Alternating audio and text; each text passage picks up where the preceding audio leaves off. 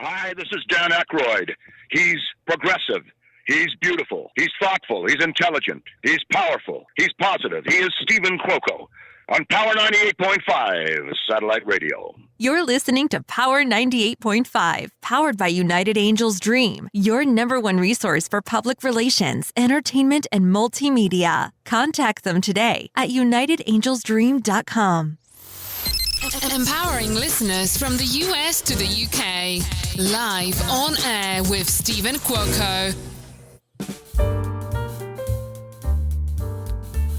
Well, good morning, good afternoon, or good evening, no matter where you are in the world. You are listening to Live on Air with Stephen Cuoco on Power 98.5 Satellite Radio and Biz Talk Radio.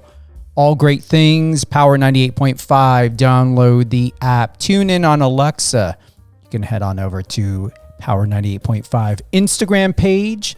It's Power 98.5 Radio. A lot of great things are happening. 2026, I'm telling you, is looking good on all of us, especially my good friend, Mr. Bill Kottkamp. 2026 is serving well, and dishing out all the latest and greatest in news, sports, movies, music, and reality TV. Speaking of music, I did a whole new, I wouldn't say rebrand. Would you guys say rebrand, or would we just say reconfiguration music? I'm adamant. I mean, the horror stories of what independent music artists are going through is unheard of. And I believe just recently it was in the media. Out of all of the radio stations that are out there, whether we think of college, nonprofit, corporate, it was estimated 11, maybe I'm going to just say 11 to 13. I'm going to include mine in there. 11 to 14 radio stations that support independent music artists without the fluff, the corporate nonsense. I mean, you got to figure how many radio stations are out there. 11 to 14 on record. It was in the news. How can that be? Now, there may be more, obviously, college radio, nonprofit. But overall in all, seriously, that is it. So we always have been independent. We've always supported indie music. But now I'm extremely that is my only mission. Yes, I will incorporate, and I have incorporated other mainstream, well-known music artists on the station. But this time, myself and my team, we are on the lookout. We are following on social media. We are paying attention to every unknown artist that I've never heard of before, that I want to know who they are. I need to know. We've been getting emails, we've been getting, messages and suggestions through Instagram DM. It's time. This music's out there. It needs to be heard. Power 98.5 is not the type of station where you're going to hear the same song 35 times in an hour. I'm making sure we have hundreds. I'm not even exaggerating. Make it over 1,000 tracks. I'm out there. I am finding you. I'm going to find your music. I hope you find us. You're getting on the station one way or another. And I'm not even going to tell you what we're playing. I want you to go download the app, get it, listen for free, go to the website, power985.com. You can listen to it on Alexa. We stream live on 9 other free platforms like Streama, Live FM Radio, MyTuner, radio.com, I believe is what now? It's not Streama, it's MyTuner, yeah. So there you have it. There's my morning speech. And a big shout out to my good friend Amir Jaffer, writer, film director, producer, writer. His film Between Places, I have the distinguished pleasure of being a lead in this film. It's huge. I can't wait. Filming is coming up soon.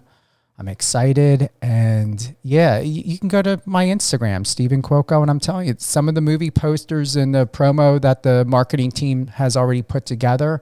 But once we get filming, that's where we're going to get all the raw material of what we're going to be officially having for media and promotional purposes. With that, it's been a while, but not too long, but I'm extremely happy we're already in 2026, but being here. I'm not going to say I'm not a little bit rusty. I took a long vacation. A lot's been going on right now. We've been replaying a lot of the other episodes, but I'm extremely happy. Bill Kottkamp, he is an actor. He's a comedian. He has a show called Going Dutch. It's got Dennis Leary in it. Bill's going to talk about everything that's going on with him. You can head on over to his Instagram, Bill Kottkamp, BillKottkamp. It's phenomenal. It looks phenomenal. Everything he does is phenomenal. It's energy. It's got that good feeling, that good vibe to it. And it makes you feel good. He doesn't make you feel like crap, like what's out there. Everything's is like very it's overly dramatic, and we don't want drama. We want feel good, and that's what Bill offers us. Right, Bill? You're all about feel good. Hey, yeah, I love to feel good. Well, your Instagram speaks for itself. Your work speaks for itself. Where do you want to begin? Because you've got a lot going on. We could start at stand up. Yes, hey. I started stand up first. Well, I started improv first, but not in a professional capacity. No, but you know what we can do? You have, let's see, can we air this? Here we go. Oh, no, it's not going to come up, is it? No. Okay. That's an old joke. Anyway. I'd have it up because it's got a lot of views. It's still very good.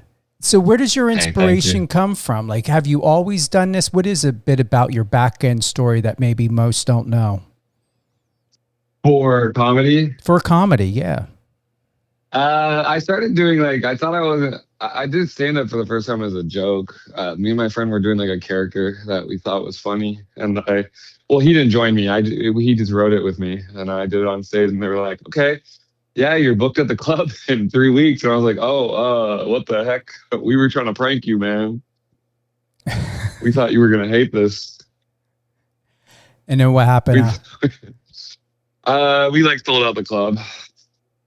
My first show, because I was in high school. So everybody's like, whoa, new comedy club in Claremont. Let's go see Bill perform stand-up. Because I was already doing improv in my high school and theater and stuff like that. So everybody came and saw it. And it was really funny. It was really fun.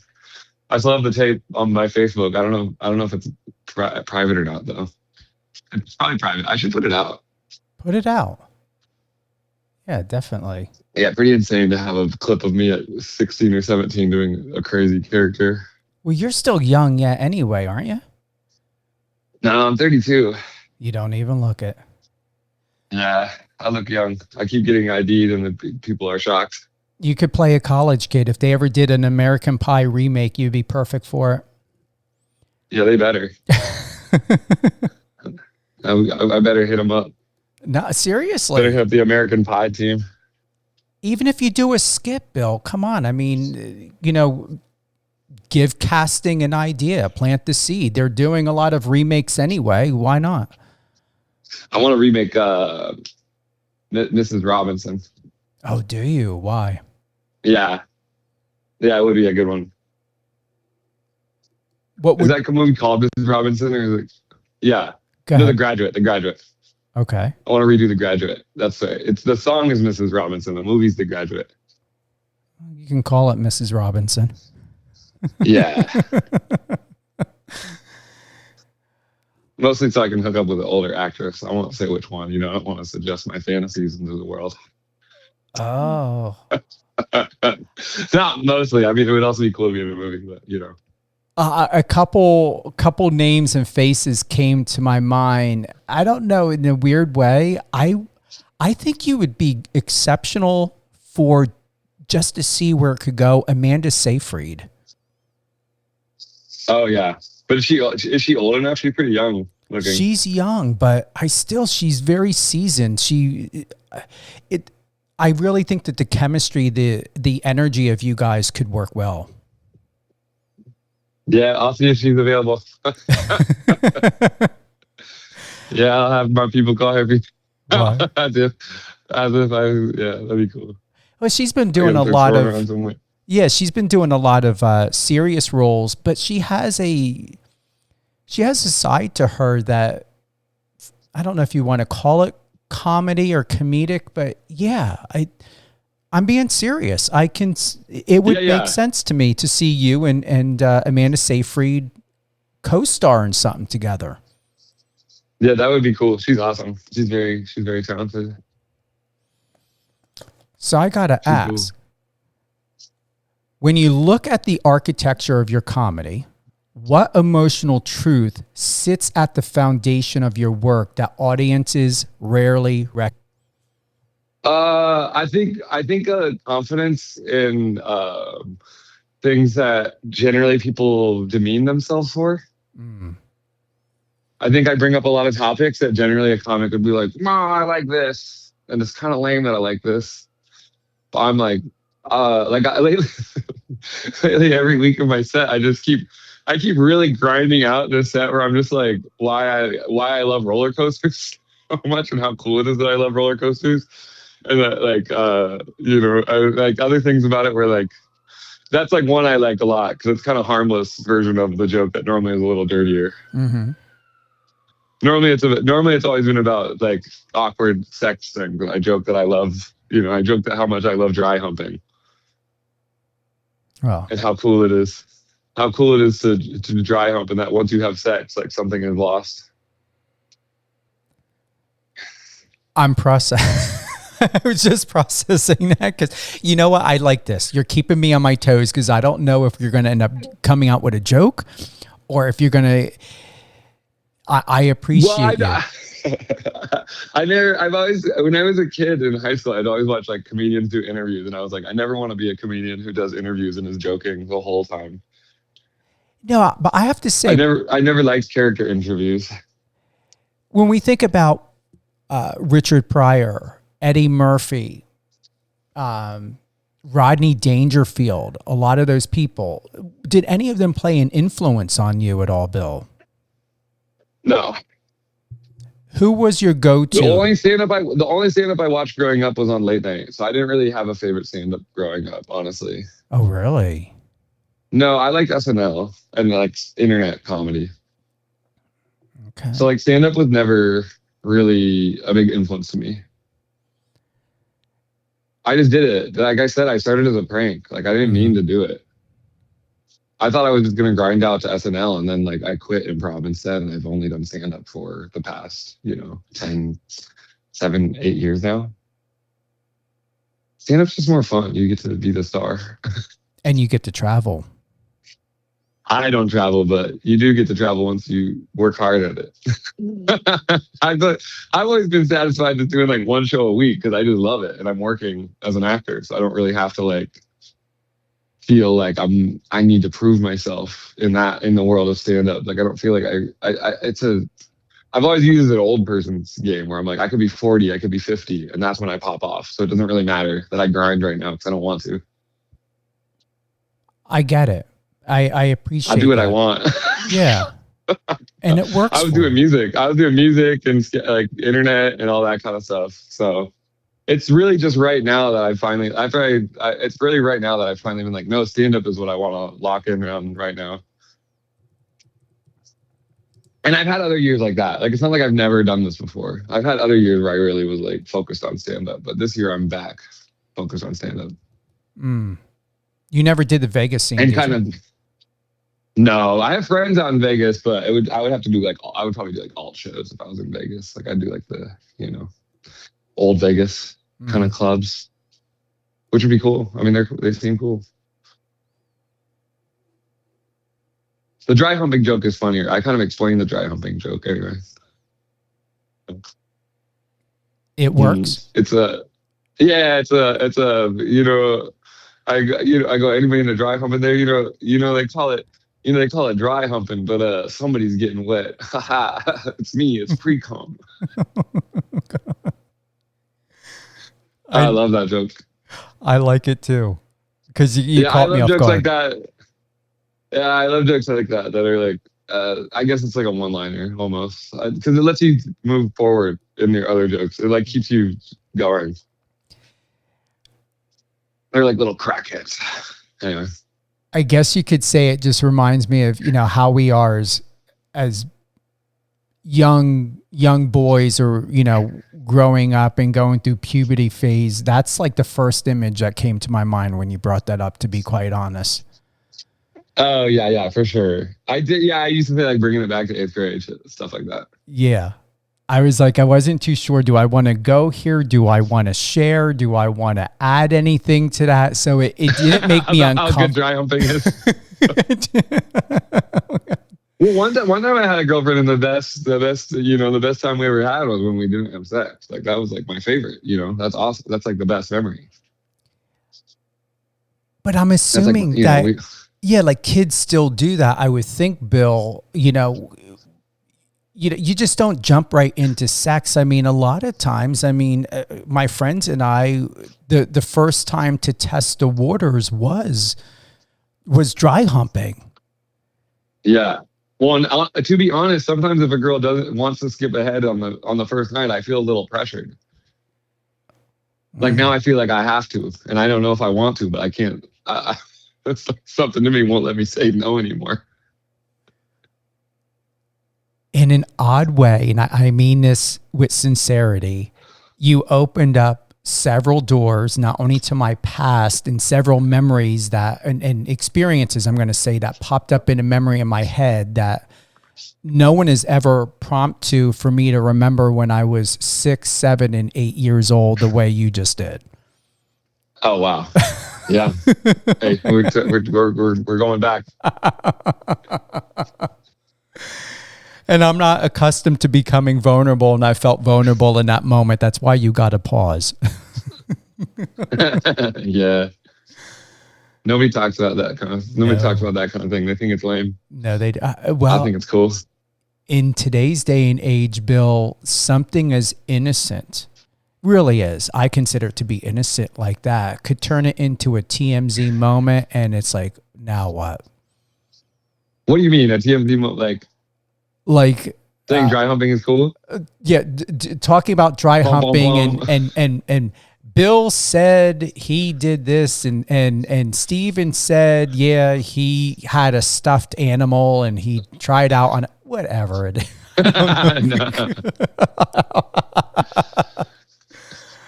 Oh, Bill. No, I said it was only one person, but realistically, when I really think about it, it's like every single time. Like, that's the best time of the relationship. Tension, when there's tension. Good times. I like where this is going. It's what, as I said in the beginning, feel good. It's that feel good. Yeah, I'm very happy person overall.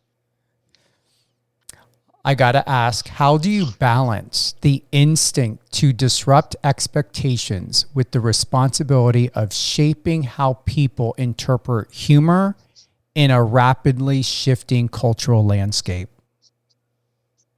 I think that what I kind of found as like my light is like, I want to like equally shock everyone, which generally means not doing things like the dry humping or doing things like other things that are like weird, like that are off kilter to just like the general norm versus like one side's opinion. You know what I mean? Like, it's not that I never do jokes that are kind of attacking the right. I just do them in a different way, I'd say, like, where it's not, I'd like to be subversive. I don't like to be direct. If I'm going to do that, I don't like to say like exactly what I'm saying, because I don't think that works anyway. I think that just makes people mad on that side, and then it makes people like laugh on your side, but you don't gain anything. So if I'm going to help people, you have to be subversive. You can't be direct. I think that's the lost art form of propaganda. It's subversion. I appreciate how intellectual you are. You surprised me, and it goes back to, our conversation that we had privately. Really are an exceptionally intuitive and responsive and insightful person. Have you always leaned into that, Bill, or is it something that just comes out when it comes out? You don't try to control anything about yourself or your personality? I think it just comes out when it comes out. I think that it's brought out by conversation. I think in my art, I specifically don't make it seem like I'm like that. In my stand-up, I make it seem like I'm kind of dumb. Just 'cause I think it's funny.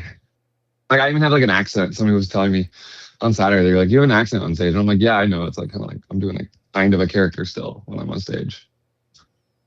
Like, I don't know how to be myself on stage and be as funny as I want to be. Because myself is a lot more nuanced and not as polar as a character can be. And it's a shield. It's like a shield to be like, I'm the character on stage a little bit. I'm like the Bill Cock. I'm like the chill. I'm Chill Trill Bill on stage still, technically, even though I don't call myself that anymore. I'm also honest on stage. Like, I talk about my family. No, I'm trying to lean into that because that's the only kind of comedy only you can do. That's like the best kind of stuff I've really leaned into is, talking about stuff that I actually like and stuff my family used to do. I want to do a special where my whole family is watching. You should. Because my first stand-up special, I have my dad at on YouTube. How are they? How receptive are they about this?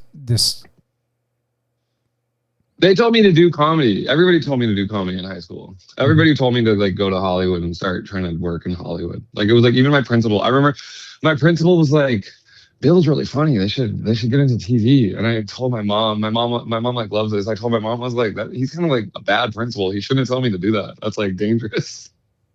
That's like a bad idea to tell your student like, yeah, go do TV." But he was right. He wasn't wrong. It was literally like the clerk, whatever, at my high school was like writing in your yearbook, my yearbook, like, "See you on TV. See you on." Everybody was like, "See you. You're gonna be famous." I was like, "What?" I was like, "This is kind of crazy." I wasn't doing anything. I mean, I guess I did stand up already, so that probably was why everybody said that. Have you ever gotten? I was way. Go ahead. No, What? You were what? Oh, I was like super ambitious right out of high school, so I mean, I guess that makes sense.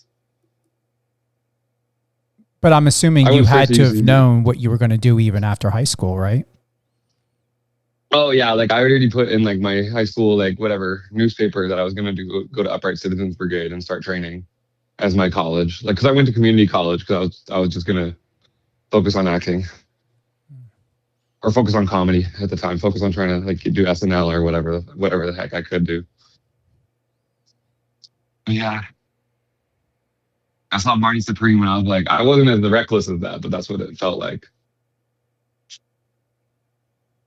I immediately was entering like adult spaces and doing improv with adults and, skipping the college experience. After high school, I didn't hang out with my peers until, they all moved to LA.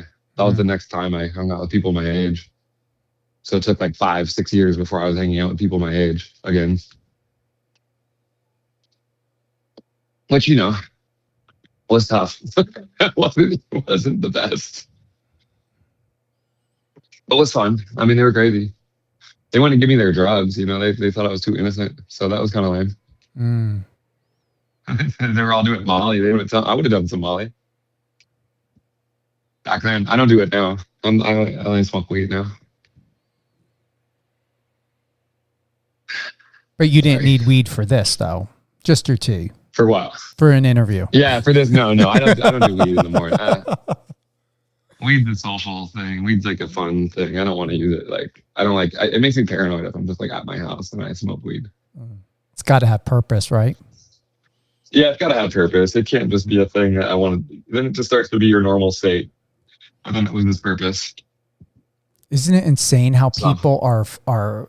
I guess functioning addicts, or I don't know if you would call someone who smokes pot every day that, but it's strange how somebody can really function every day smoking pot all day long. I mean, I had a neighbor one time when I was living in a city, and he literally smoked every day all day, and he was like 24, 23, 24. He was a barber.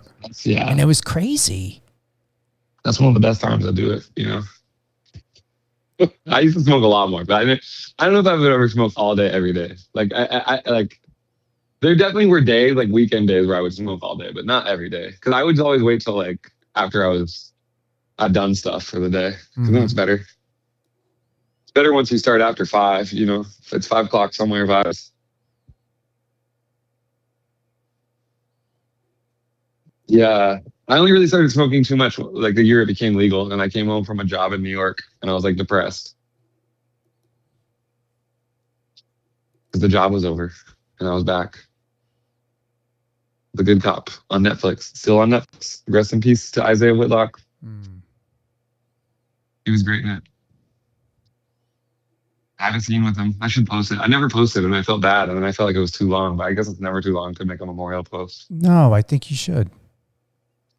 Yeah, it's sad. I wanted to go to Millie's. He loved Millie's Cafe. He'd always bring it up. Every time he talked about LA, Isaiah Whitlock would always be like, "Have you been to Millie's?" I feel like, yeah, Isaiah. He's like, "I love Millie's." I was like, yeah, Isaiah. Yeah, awesome. I know that you love Millie's, which is so funny because it's like the most old guy thing to do, to just be like, "Have you been to this diner? Don't you? I love this diner." Like, that's my favorite thing in LA. It's this diner in Silver Lake. And just, that was the only thing he'd ever say about LA. And Millie is good. I'm not gonna, you know, I've only had it like twice. Yeah, I was gonna try to text Josh Groves and Monica and see if they wanted to go to Millie's. But I never did because I'm shy. I'll pull the curtain away from your face and make it happen. Okay.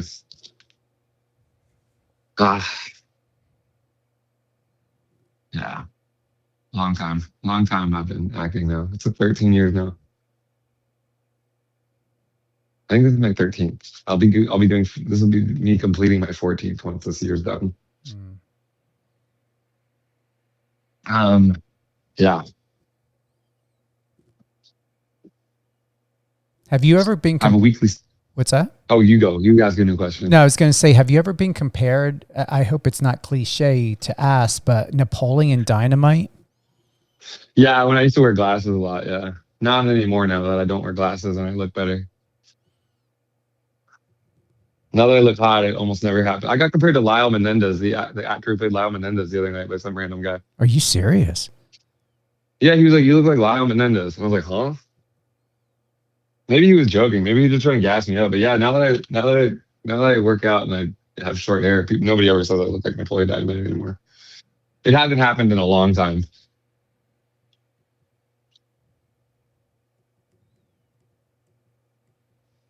Everything in my life is better now that I'm hot.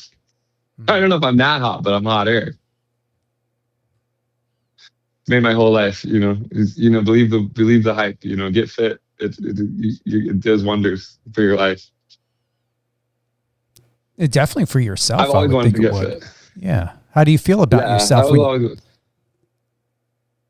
do I feel about myself? Yeah, when you take your shirt off and see yourself fit. It's like instant. It's like an instant mood booster. You're just like, wow, I look good right now. I look good.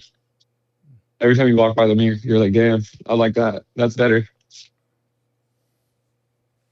Like when I had the long crazy hair, like in my early career, like I'd always see photos of myself from like behind, and I'd like cringe at myself. And I kept it for so long. So I was like, this is how I look. I have to keep this hair. Like, this is my job. Like, my job is looking like this person. And then I just got sick of that. I stopped. I didn't book something for like, I feel like maybe the strike or something made me cut it. I don't know.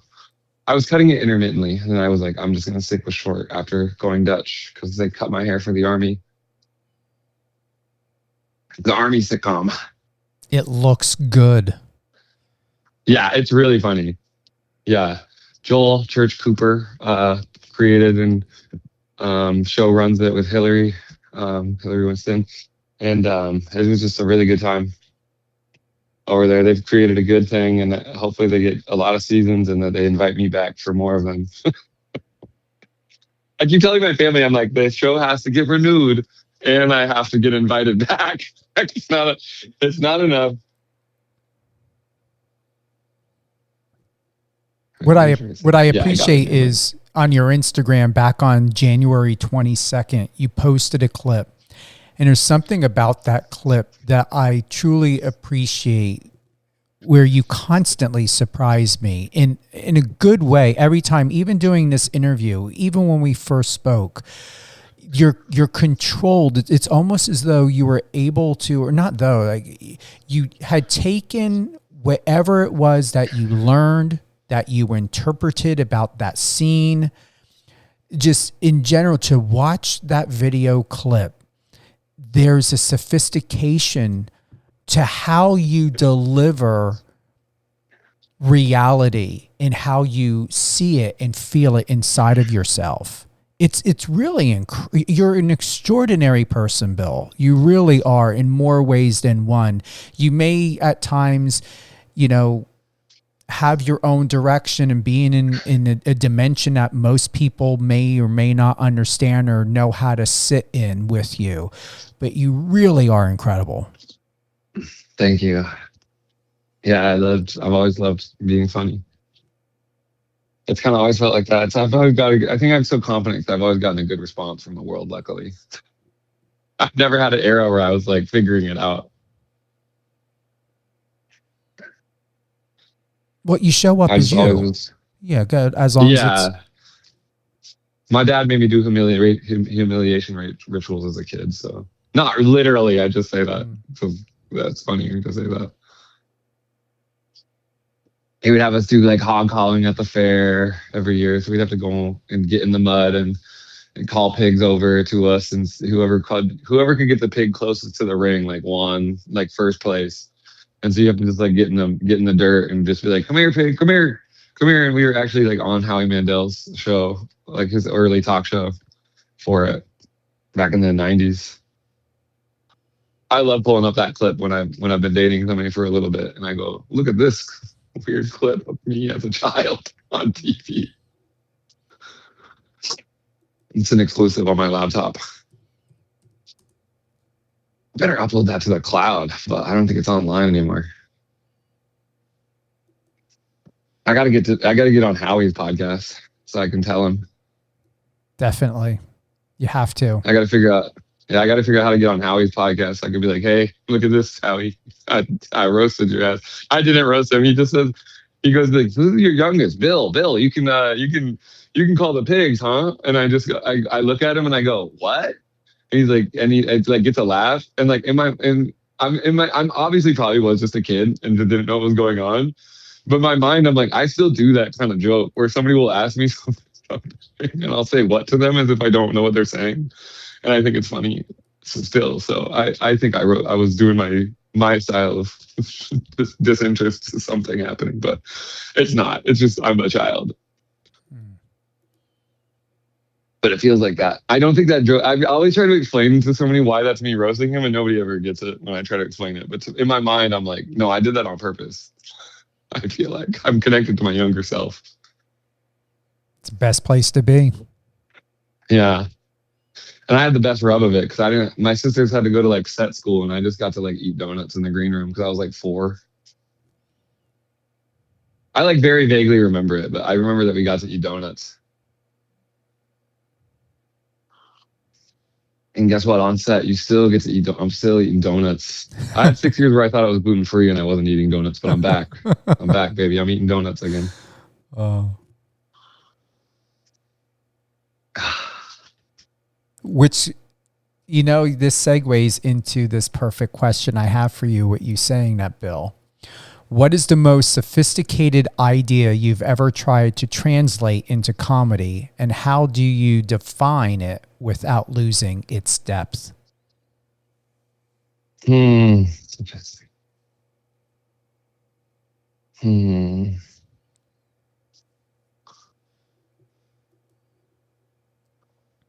I don't know. I guess I used to do a joke about. Um, I used to do a joke about like iPhones and saying like and saying nobody no like still today nobody cares about slavery because if they did they would come up and smash their iPhone for me right now. Because I remember learning about how like all the iPhones are made by like whatever mining minerals in like the Congo and stuff like that and stuff like that. So I would talk about that and I'd be like people always ask. I think I started off by saying people always ask the question like, what would you do? Like, what would you do if you were back then and slavery was happening? I'm like, well, look in the mirror. You can decide. You can do it right now. It's still happening. These iPhones, man. Somebody come up here and smash their iPhone. And back then, I imagined that one day I would get somebody to do it, but I didn't keep doing that joke. It's been a long time since I tried that joke out. That's my favorite part about jokes too. Is I still think that joke's funny. Like if I was really in a pinch, I can still try it out again. You can get away with it too. Mm-hmm. Yeah, the way I do it is kind of makes it good, but I don't do that kind of thing right now. Oh, I try not to. I don't know. It's not that I try not to do that. Sophisticated, though. Is that sophisticated? I don't know if that's sophisticated. I got to do some sophisticated. I got to figure out some sophisticated stuff. Mm-hmm. I got to talk about the facts of life. That's just the facts, baby. That's right. I tried that as a catchphrase when I was like in my 20s, and there's one guy out there who still, every time he sees me, he's always like, he says it to me as if it's still my catchphrase. Because he loved it so much. I want to do a character who says that. They just say that's just the facts, baby, all the time. I think catchphrases are awesome. You can trademark it just like Matthew McConaughey trademarked "all right, all right, all right." Oh, he did? That's sick. Yeah, I got to come up with a catchphrase that's not hell yeah. I say hell yeah on stage like a lot, and I didn't realize it. And then the audience I have a weekly show in Santa Monica called Santa Monica Comedy Nights at a kava bar called Kavahana. So it's like a non-alcoholic drink that is cool and feels good. They serve kava nectar, but at the show, like I've had like the regular audience enough where now they're like, we love it when you say hell yeah. And I'm like, okay, cool. I'll say it more. It's kind of like my buffer. It's kind of like my buffer word when I'm doing a set. It's a very Californian character I do on stage. The first time I went to New York, somebody was like, are you doing like a California character? And I was like, no, I'm just like from California. And this is what comes out when I do stand-up. Maybe one day I'll be known as the most Californian stand-up, I dream. Oh, you got a huge career ahead of you. It's so undetermined, Bill, in a way where it is determined, but you're the type of person that you will fall in the right place at the right time, even if it's in the most unexpected way. You're just that kind of human being. That's cool. Yeah, I kind of just go by what I think is going to work, and sometimes it does. I just keep trying, though. I keep doing stuff. I was playing piano for like 5 years. I was playing piano and guitar for 5 years, but now I'm back. Bill's back. I still play piano and guitar. It's just like I'm back focusing on comedy again. Yeah, you need a new video on Instagram to pin what you play in the piano, because the last one was back on March 23rd, 2020. Yeah, I just put it back up because I met some musicians and I wanted if they saw my profile to see that I'm good at see my piano video. I shouldn't have that pinned right now. That's irresponsible of me. But nobody watches. I guess I watch pinned videos, but I watch them too. My whole thing is like, yeah, people look at it for sure. That's why I got to get a new clip that goes viral so I can get rid of that J.K. Rowling clip. That joke's old. Kind of like a topical joke. So it's kind of hacky to have it on my page still, honestly, but it's viral, so I have it in there anymore. So I don't want to put those jokes up. Those jokes went viral a few times. Well, I'm not non-binary right now. I won't say anymore. What does that mean? Refresh my memory.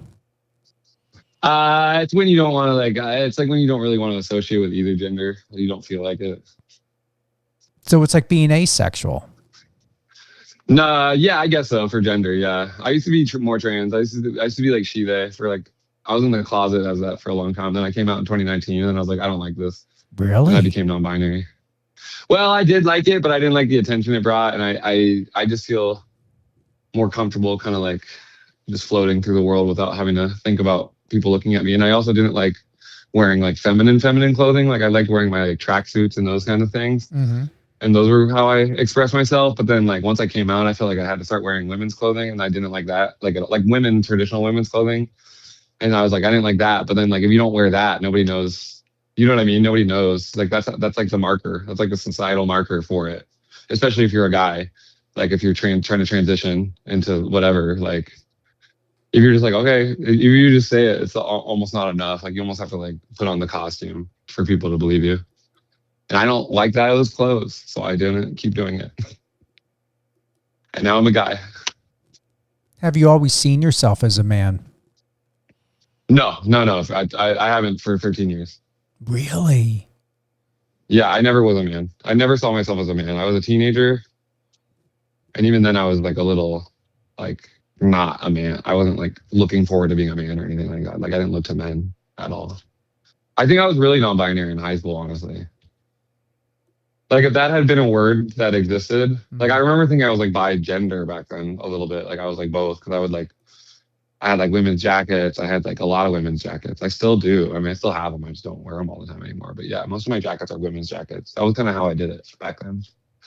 So I would just buy women's jackets and wear tracksuits. And it's funny back then. I got when I was dressing as myself and what I wanted to wear, I actually got clocked correctly a lot more by like workers or like people who would see me and my ex-girlfriend and they'd be like, oh, ladies. And then they'd see me again. Like they do a double take on me being like, oh, sorry.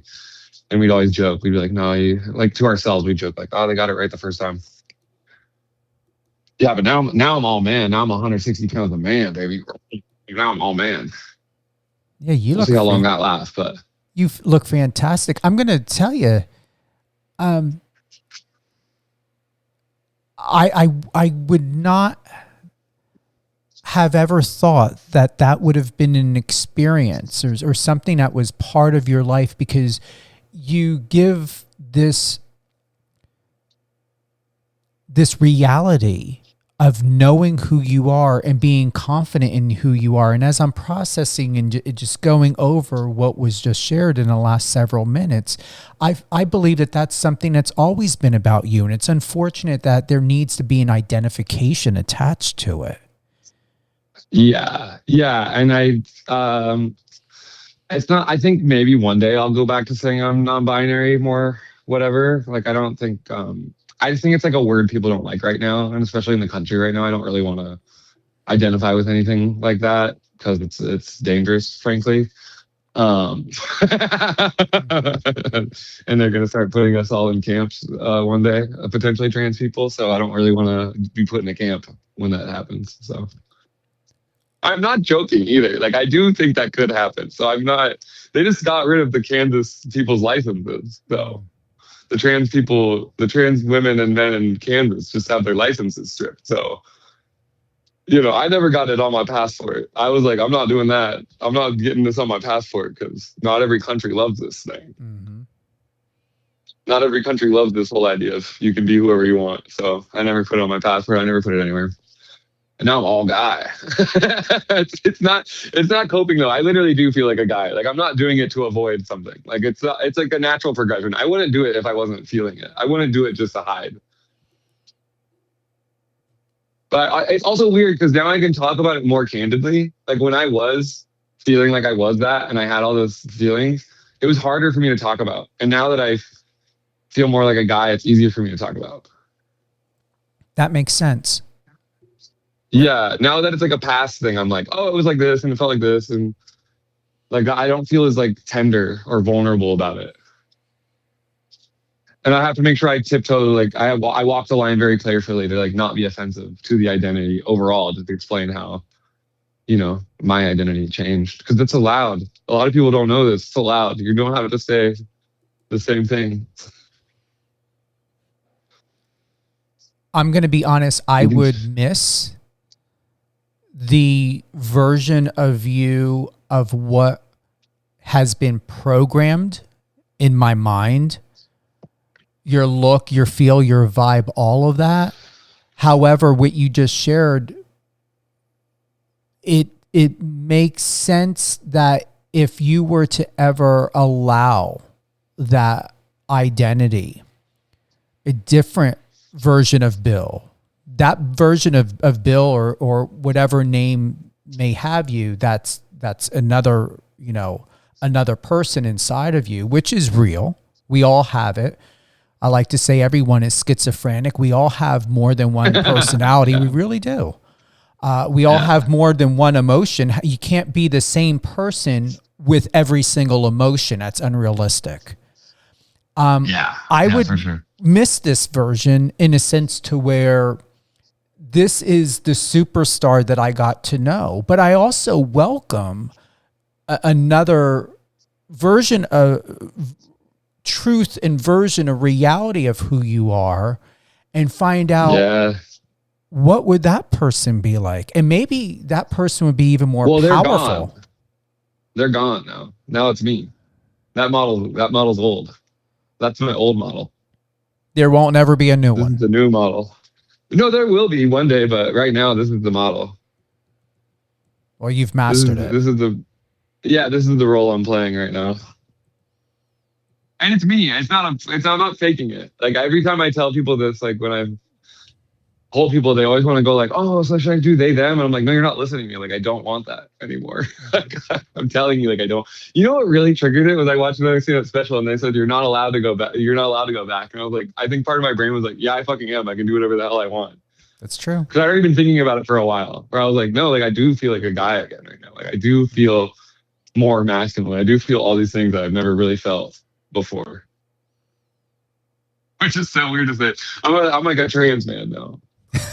I'm learning how to do it. Because mentally, I haven't been here. I've never been here. I've always communicated to people through this wall of like, you don't really know me. You can't really see me right now.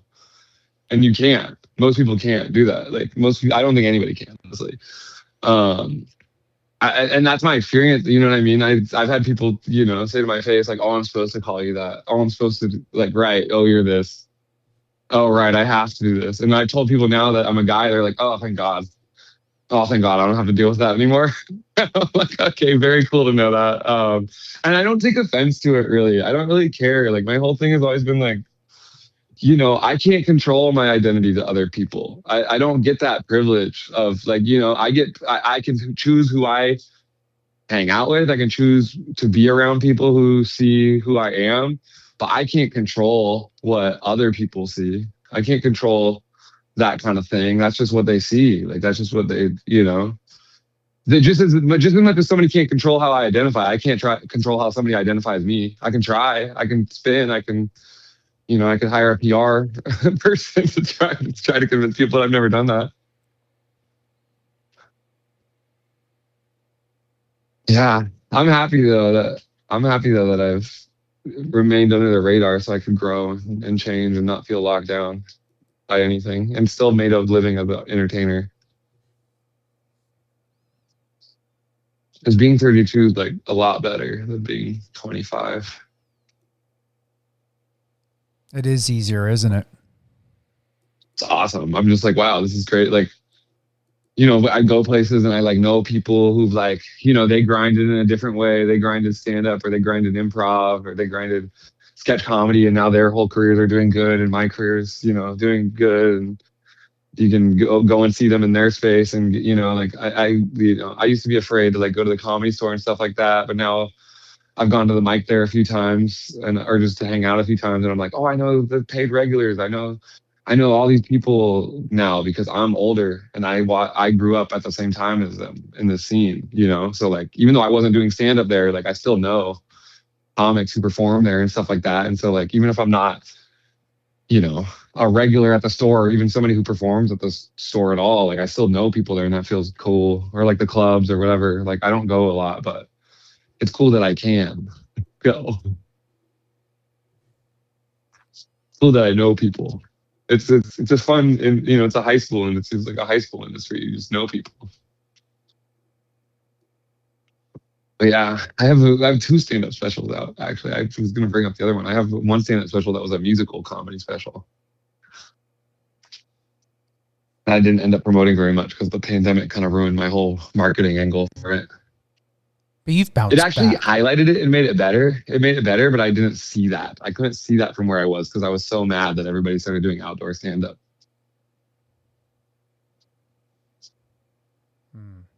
What'd you say? You could see No, I that? was like, you bounced back though. Oh yeah, I did. I waited long enough, and luckily I had the saving throw of booking Going Dutch. But I didn't need it. I was gonna keep going regardless. I was gonna start doing music stuff again. I go to a music mic every other Tuesday. That's pretty fun. They like me there. I have good friends there. Maybe one day I'll do classical music. That'll be like my final phase. I better get a front row ticket. Yeah, hopefully. I'm trying to do it, I've been doing it forever. I've been doing it for 6 years now. I haven't been doing it forever, technically. I'm in my bag for real right now. I only said that because I have a vision board that says that. I just made a vision board on Sunday at like a journaling event in like a park.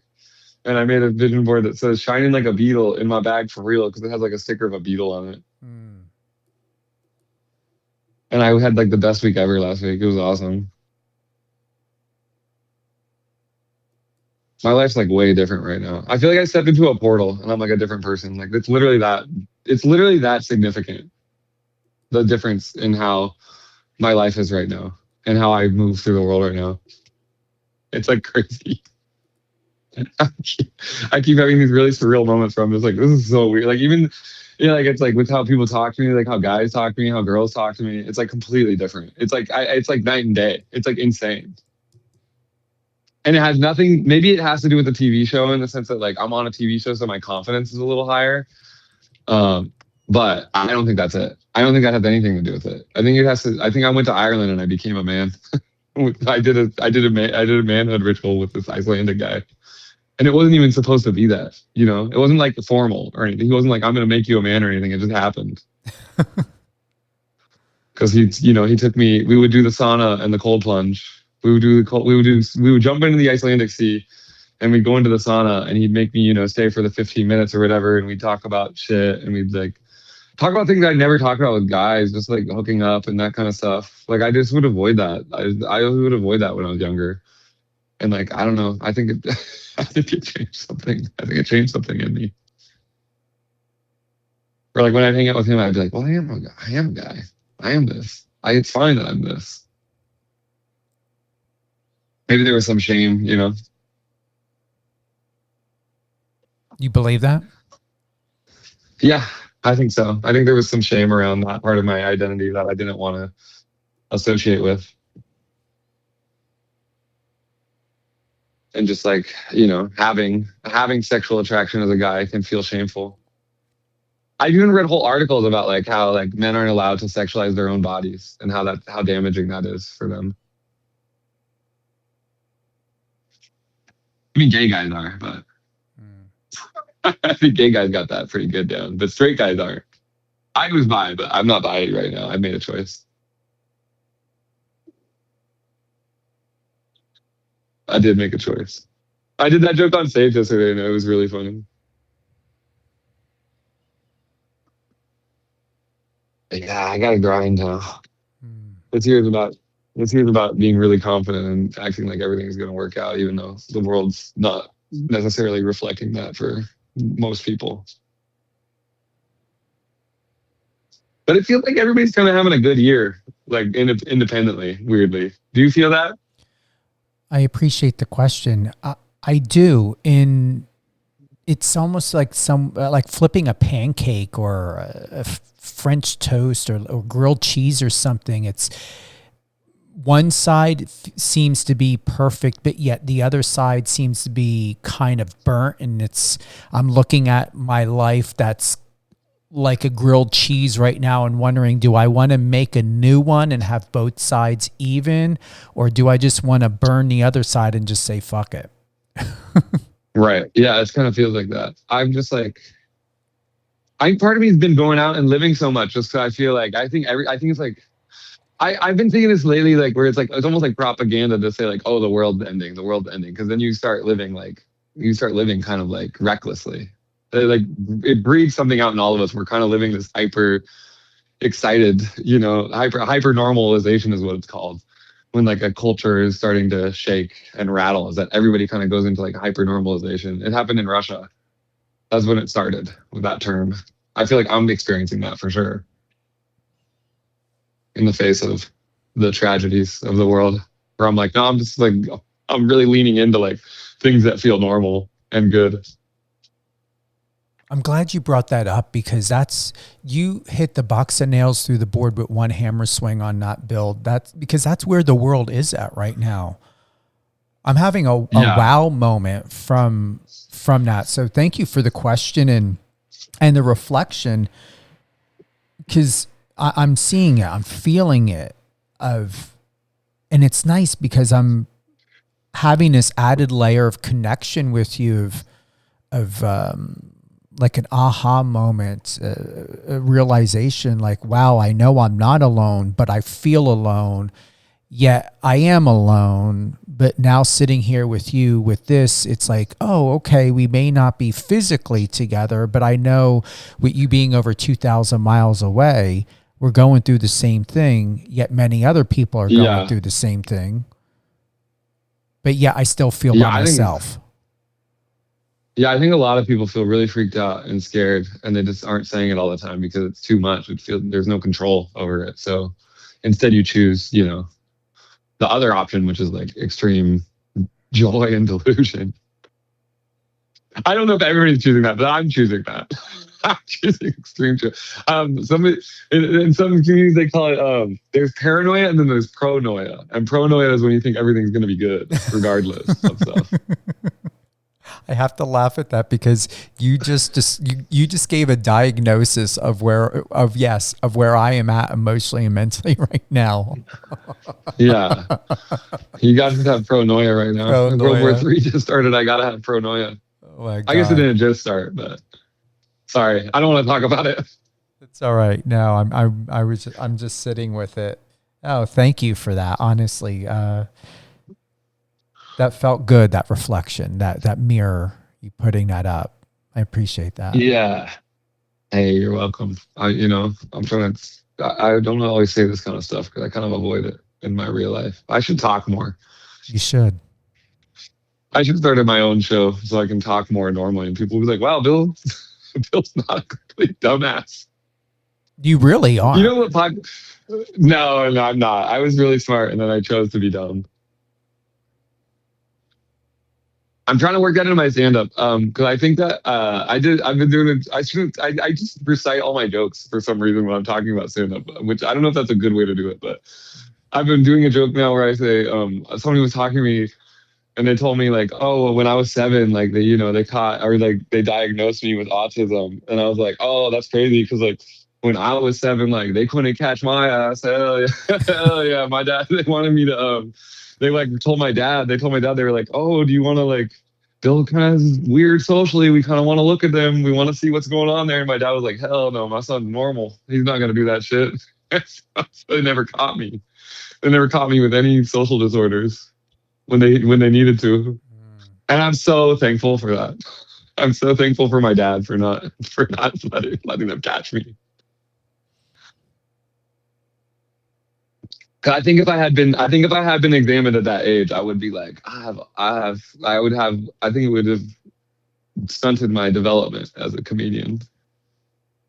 No one ever tried to know I was autistic. No one ever tried to medicate you when you were younger, did they? No, but there also was I'm thinking about, there was another time when I was like in first grade where I was in like a speech therapy class for a lisp. And this is the second half of the joke, is that my dad also took me out of that class because he wanted me to seem gay. He He didn't want a thought daughter. He wanted a gay son. Too bad, Dad. I'm straight as hell now. I've only kissed one guy, so it doesn't count. If it doesn't count for girls, it doesn't count for me. This is just my set right now. I'm just doing my set. I'm sorry. I don't mind. I like it. Do it. Have fun. This is your moment. I love that joke. That joke does good. And then I say, if girls can kiss one girl, if girls can kiss girls and they're not bi, I can do it. And then I followed it up at my show, where I said like, I'm just kidding. I was bi for sure. I used to be bi, but then you get to now I've made a choice and I'm not anymore. Now I'm straight as hell. But I can't do that joke anymore because I did that joke on Saturday, and then the guy was like actually hitting on me, and I was like, I don't like this. Like, I gotta get out of here. He kept trying to really be like, come on, don't you like kiss guys sometimes? And I was like, I really don't. I really never kiss guys. I've only kissed one guy. Like, I'm being serious. I don't think he listened to me. I think he heard that I had kissed a guy, and his mind stopped listening to my set after that, and he was just thinking about kissing me. Which I'm also, I'm also gonna say that on stage now Wednesday. But I can't tell that joke any. I have to stop telling this joke because guys are gonna keep trying to kiss me, and I might slip up, and I can't say I'm straight anymore. I'm just kidding. It would be fine if I kissed a guy. I just, it's not my goals. It's not my goals right now.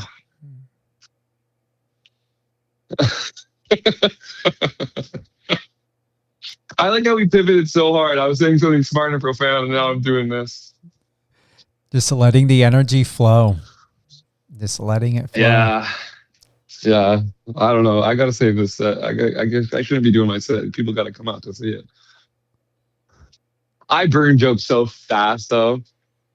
I burn jokes like nonstop. I'm always doing new jokes. I don't really build a set list. I just kind of burn jokes. I do build a set. I have a set list and all those kind of things. A lot of people think when I do stand up, I'm not prepared also, which is like a problem I've had forever. Is that people think like I'm so good at appearing off the cuff that I've always had that issue of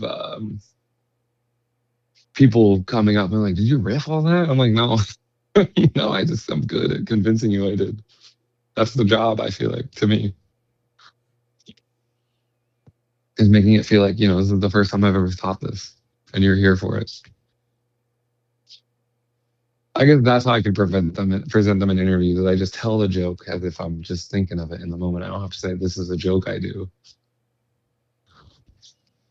I'm doing a good podcast. I'm doing my friend's podcast next week, the Joe Code, Joe Marisi. He's a Comedy Store regular, so I'm going to be doing that one too.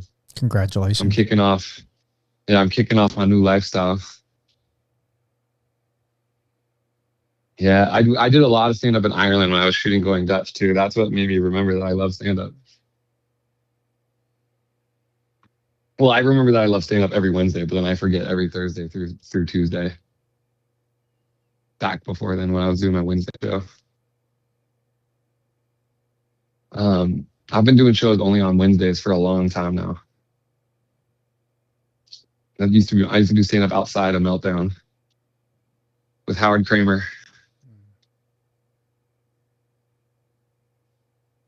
I like you're not over diluting yourself, too much travel, too much cross country.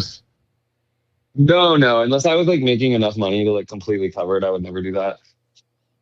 There's no point. I don't believe in that anymore, especially with the internet. It's just like there's no point in travel. Before you had to travel because that was the only way to like test if you were funny in a broad way. And now there's almost no reason unless you're making like a significant income from it, in my opinion. I think that, I think even coming to LA or something is dumb. Like if all you want to do is like be a comedian and do stand up or even acting, it's like just do it wherever you are. Just do it. Just get famous in your town. It's easier. Get famous in your hometown. That's where you should do it. There's less people. Don't move to LA. It's a disadvantage here. Growing up in LA did not help my development as a stand-up or a comedian at all. It only hurt it. In the sense of actual skill level, not career-wise. I guess career-wise, if you're 18 and you're in LA, it is a lot more helpful. But if you're moving out after college, just stay where you're at for a little bit and try to get famous online first.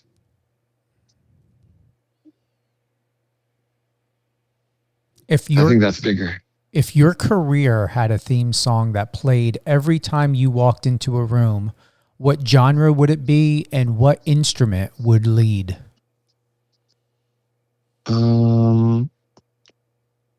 Right now I want it to be right now the song, this isn't the overall of my career, but right now I want to walk out to Hell Yeah Fucking Right by Drake and Lil Wayne. You know that song? I don't. Well, I already said that my new stand-up things, I say hell yeah all the time, and that song is just like, is just great. Is just Lil Wayne going? Is the chorus is just him going hell yeah, hell yeah, hell yeah, fucking right, all right, and I'm like hell yeah, hell yeah, hell yeah, fucking right, fucking right, and that's the whole chorus. And I want that to be my theme song right now. I literally just saw you in a film. Picture this. You're walking out, getting ready to go to the UFC stage. This big, huge guy in there, 3 to 4 times larger than you. That's your walkout song at an official UFC event in one of your famous films. That'd be sick. I would love to be like a fighter. That'd be so cool. I want to switch over to those kinds of things where I'm like stronger. That's what you just activated in my head. That's what I just saw, what I just took away from that. Yeah, I've kind of been in a growing pains point for booking this year because I want to do that. I want to be strong. I want to be seen as like a strong guy. That's a new thing for me. I got frame checked. Somebody tried to Jester mock me the other day. Anyway, I won't bring that up. Let's talk about movies. Okay. I want to be Aquaman. I want to be Aquaman in the James Gunn universe. That's my dream role in the James Gunn universe, is that he once Jason Momoa is done, once they're done with that version of the franchise, they turn to me and they go, Bill, we want to do funny Aquaman. And I go, I'm ready. Next is funny Aquaman. No shade to James Wan. James Wan's cool. James Wan tried to put me in Malignant, but he had to cut the scene. I don't know why, but it's not in Malignant. Because I was in Annabelle Comes Home. They almost wrote a whole... I don't think this is... I think I'm allowed to talk about this. They almost wrote a whole Annabelle movie about me. They almost wrote a whole... Like, they joked... I don't think they almost wrote it, but they joked about writing me my own Conjuring Universe movie. When I was in the Annabelle Comes Home. Because I played the pizza guy in that. And during testing, like... I tested like really high for that part. Like I tested incredibly high, and USA Today like reached out to us because I tested so high for that part. And I did an interview with USA Today, and like they were joking like in the end credits sequence they were gonna tease that like I was getting chased by like the werewolf that's in that movie, and they were joking like, oh, we were gonna like write a whole movie about like your character like being a pizza guy who's like running from this werewolf. I wish they'd done it. They should have done it for real. Maybe they will. They won't. I wish they would, though. I don't look the same anymore. I could wear a wig. Yeah, you can. Prosthetics, I can wear a wig. Yeah, to look the same. To look more chubby in the face. Not that I was ever chubby in the face, but I definitely am leaner in the face now. Sorry. Anyway, I Jester mogged this guy hard this weekend.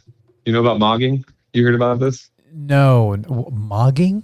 Am I going to have to Google it? Yeah, mogging's been around for a while, but now it's acting in the zeitgeist, so you can talk about it in public a little bit now. Okay. But mogging is when you like, mogging is traditionally just about like looking better than somebody, but it's kind of been extended to like dominating people in other categories. Like, that's why I say I Jester mogged him. Because he came up to me when I was talking to somebody that he was with, some girl, and he tried to status check me where he's like, what's up? Who are you? And like, I was like just really calm. I was like, oh yeah, I'm Bill. I'm doing like stand up tonight. And he was like, oh yeah, like what are you gonna say up there? And I just was like jokes, and he immediately like deflated. Like his whole persona that he was putting on just like collapsed because it was so nonchalant. Like he was trying to frame test. He was trying to test me. He was trying to like give me shit to like test my character, you know. Mm-hmm. And he couldn't pass. He couldn't crumble me. I'm 160 pounds of man, you know. I'm uncrumbleable. That's. I like this extreme pivot that 3 weeks ago I was still like I need to be non-binary, and now 3 weeks later I'm like I'm 160 pounds of man. That's like a new tick for me of saying I'm 160 pounds of man. Yeah, but how tall are you? I'm 6. People, dude, this is what's also crazy is I've always been like, oh, I'm 6'1", and then the other day at Cavahana, like I was just hanging out there, like the bar I do my show at, And they were like, Bill, you're like 6'3". And I was like, what? I don't think I'm 6'3", but I'm giving off 6'3" now. No, I'm giving 6'3". So 160 pounds for your height would be considered healthy. It'd be good, right? Oh, yeah. I just say that because I think it's funny. I said I'm strong. I'm like 160 pounds a man. I'm probably a little more now. I'm not. I only do dumbbells. I don't go to the gym. I read online, though, that dumbbells aren't enough. I got to start going to the gym. Anyway, he tried to do a joke off with me, this guy. He tried to jester mog me. He started being like, okay, then let's play 185 blanks. Walk into a bar. Do you know that short form game? Okay. So it's like a short form game where you say 185 blanks, walk into a bar. Bartender says, we don't serve blanks here. And the blanks say nothing. But they say the punchline, like, oh, blank. But so he tried to do it with Sky. And we did some Sky jokes. Those weren't that funny, but I mogged his ass. He was like defeated as hell. I did Google. It was an epic night for me. Not to backpedal, but I Googled mogging. A completely outclass or outperform someone. Usually it looks, but also so it means to do it when it comes to looks, style, and skill and status. Mogging. Yeah. Why not just say I'm going to outperform you? Why does it have to have a word with it? I don't know, just because it's like easier to describe. Like it's easier to describe just to say jester mogged. Like this guy tried to mog me, and he couldn't mog me. Well, thank you for teaching me something. I like the old way of saying if I'm going to do something, I'm just going to say I'm going to outperform you. Yeah. He tried to outperform me. He tried to status check me. He tried to frame test me because I was talking to somebody he liked, I think. Oh, well. Not your fault for being fabulous. Yeah, he'll never hear this podcast or radio show. He'll never hear this, but I'll always remember the day after I jester mogged him. That was like my highlight. I'm just kidding. It wasn't my highlight. I just think it's funny. It was a good night. That was a good set. I got the tape of that set. I'll post it. I gotta post it, even though I'm burning jokes if I post it. Somebody recently told me, she was like, I just post all my sets on YouTube. And I was like, maybe I should do that because all of them are a little different anyway. And it's not like I can't delete them after like a week or whatever. You know, nobody's going to watch them all. Or somebody might watch them all, and that's good. Oh, media will. When someone wants to dig, they're going to look into, oh, yeah. Oh, God. You never know, Bill. You never know. I gotta post more. It's usually someone like you when you least expect it. Someone like you can take off in a good way, or someone can try to make controversy out of you. But either way, you're going to be fine. I'm not worried for you. You're one of those untouchable. You're a rare human being, and I mean that seriously. That's cool. I knew when I connected with you that you were going to be somebody worth knowing. Hey, thanks. Hopefully I make it happen. You will. You'll continue. I can't stop. I don't know how to stop. You're going to continue. Stop if I could. No, you're going to be mogging for a long time. I'm going to keep mogging. I'm going to keep jester mogging. I love status. I've always loved thinking about status. I've always thought about status, like when I'm at a club or at a party or whatever. I always think about it. I'm almost too hyper aware of it. It's damaging.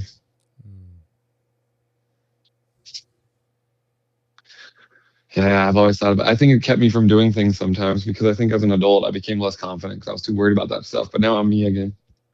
I'm the closest I've been to the high school version of me in years right now at 32, which is good.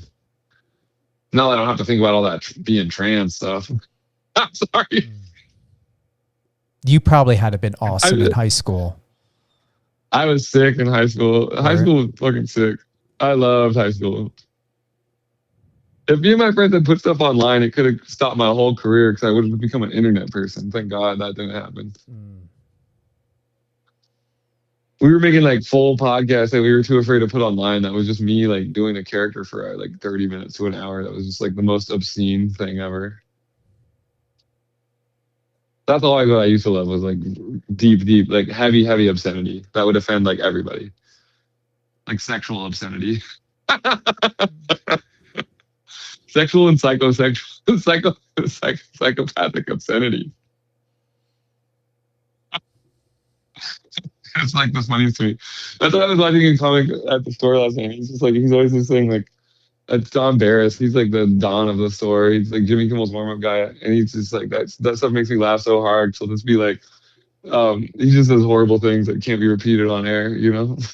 And they're so funny to me. It's like the funniest thing. Is the unspeakable things are funny. And comedians, you know, they have a special brain for that. They have, I think it's a disorder. I remember reading about it one time. That it's like we don't have the sensitivity to dark humor that everybody else does. You know, maybe one day I'll get the reputation of the polar reputation of how Bob Saget was like the family man, but then on stage he was like a dirty dog, a filthy dog. That's my dream. I want people to know I'm a disgusting pervert in the sheets and a gentle giant in the streets.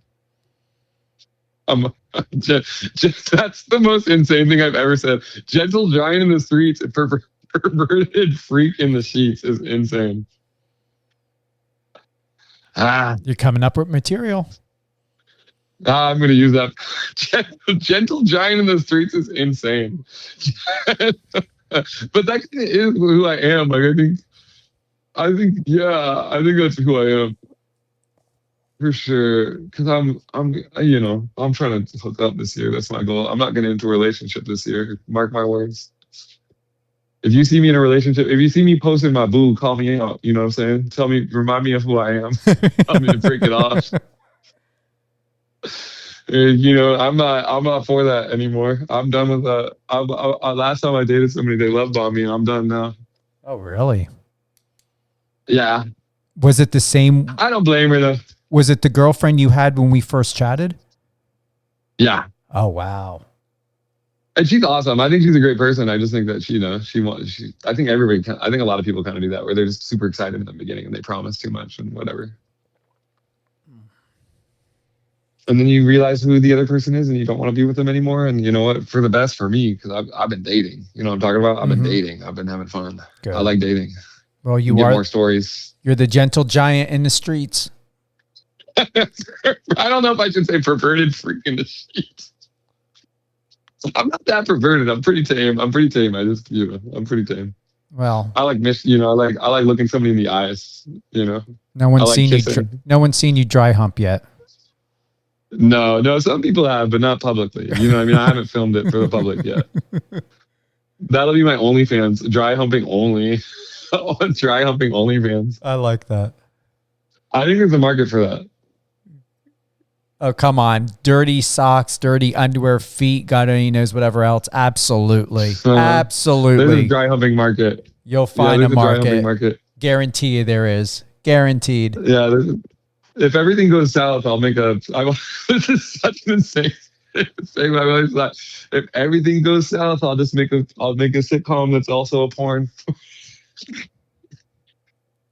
Where it's like the normal sitcom, but then you see Seinfeld have sex.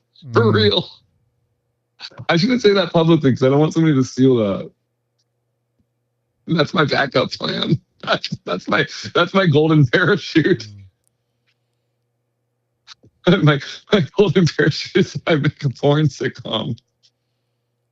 But I'm not always the one having, I'm like walking out of the room. I won't explain it too much. This is proprietary information. Yeah, don't give away too much. Come on now. I can't leak it. They don't know the vision. There. They don't have the vision. I remember. You remember that movie Nymphomaniac that like Shia LaBeouf and other people were in? Okay. I just always thought that. Like I was like, I tried to do a joke about it. I tried to do a joke song about it and didn't go viral. Where I was like, I wish that in The Notebook I got to watch them have sex. Like I wish that in The Notebook there was a part where like you watch Rachel McAdams and Ryan Gosling like literally have sex on camera. Like that would make the movie better. And I still think that would make the movie better. Then everybody would like it. We're approaching that. We're approaching that reality. I think. I'm going to be the producer for that vision. Bring it to life. A AAA film with porn scenes. Optional porn scenes. Anyway, sorry. I don't say sorry anymore. That's what I'm supposed to say. When I say sorry, I'm supposed to say fuck you. That's my joke on stage. I'm not supposed to say sorry. Actually, it doesn't work in conversation if I was just saying fuck you to you every time I wanted to say sorry. It works better on stage. People like being chastised. I think we all had at least one parent or adult figure in our life who, put us down a little bit. So we still all have a little soft spot for being made fun of or talked meanly to. Maybe not everybody, but enough of us. Enough of us like being treated poorly that it's funny. So I'm addicted to this stuff. I'm not a roaster though. I've never been a roaster. I don't roast people. Maybe this year is the year I roast somebody. Who knows?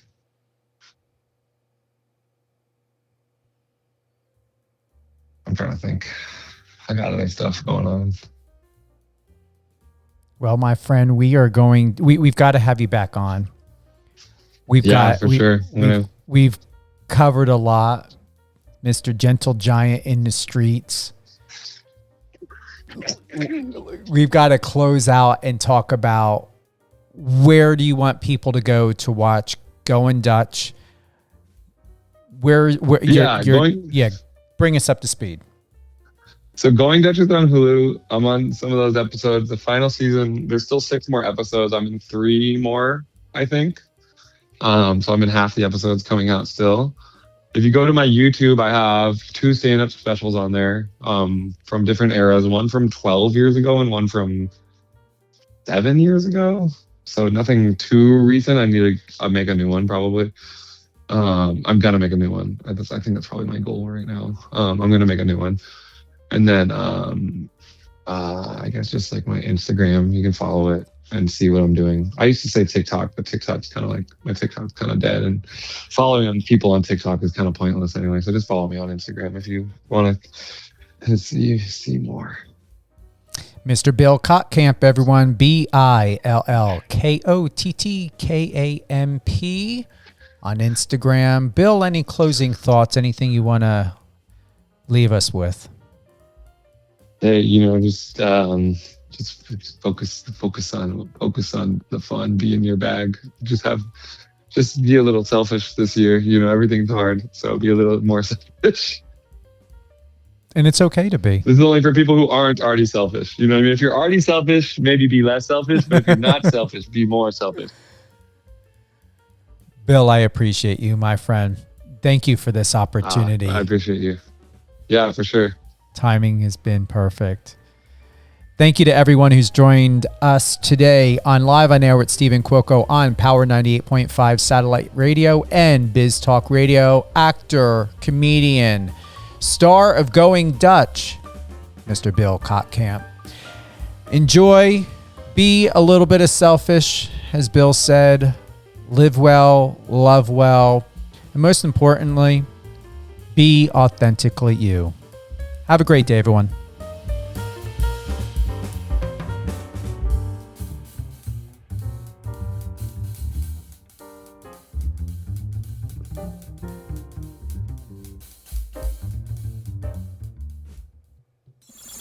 Friend us on your socials and let's connect.